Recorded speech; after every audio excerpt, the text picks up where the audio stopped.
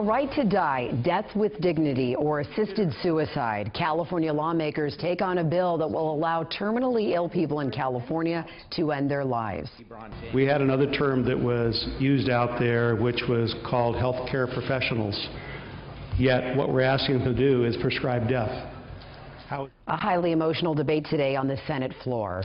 Yeah, it was over the controversial issue of whether terminally ill patients can get lethal pills from their doctors. KCRA 3's Mike Lurie is live for us right now at the Capitol to show us how patients with terminal diseases are reacting to all this. Mike?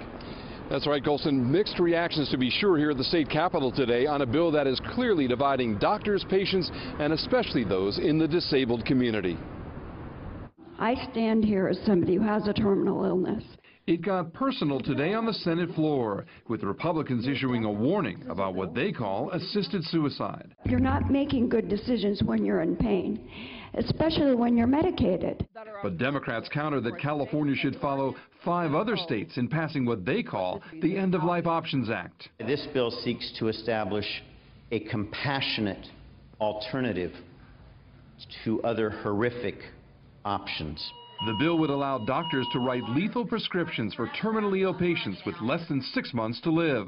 That option wasn't there for 29-year-old Brittany Maynard, who moved to Oregon where she could legally take her own life. Today, her family watched intensely as the Senate voted. Ayes 23, noes 14. The measure passes. That vote brought this reaction today from Brittany's mom. I am just so proud of her. And I am so proud of California senators today because they have heard Californians speak.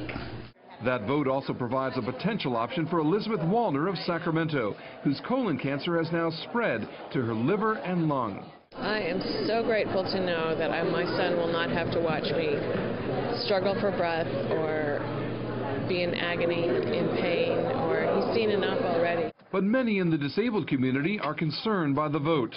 Ruthie Goldcorn has been diagnosed with multiple sclerosis. I'm just going to die with it. It's not necessarily going to kill me, but I don't know what's going to happen with my disease. No one has an expiration tag.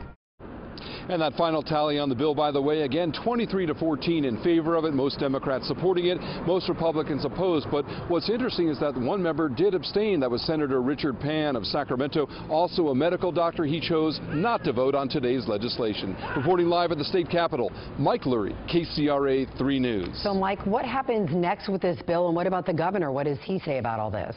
Well, next up, of course, is the state assembly. If it passes there, it would go to the governor. We did check with his office today. He said that, as is usual with many bills that are not yet reaching his desk, he's not going to give an opinion or give a prognostication of what he might do. So we're just going to have to wait and see as to what Governor Brown might do on this very controversial bill. Okay, Mike, thanks.